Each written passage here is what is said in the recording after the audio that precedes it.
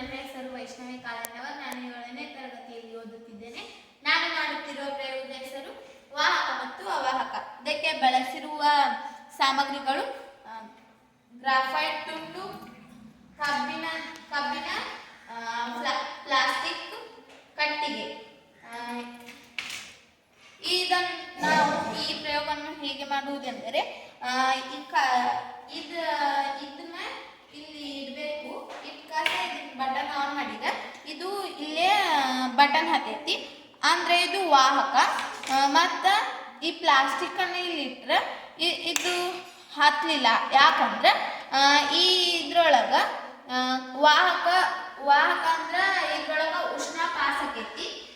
ಉಷ್ಣ ಮತ್ತು ವಿದ್ಯುತ್ತಿಗೆ ಇದನ್ನ ಬಳಸ್ತಾರ. ಇದು ಅವಾಹಕ. ಯಾಕಂದ್ರೆ ಇದ್ರೊಳಗೆ ಉಷ್ಣನೂ ಹಾಯಿದಿಲ್ಲ ಮತ್ತು ಯಾವುದೇ ವಿದ್ಯುತ್ ಶಕ್ತಿನೂ ಇಲ್ಲ ಇದ್ರೊಳಗ.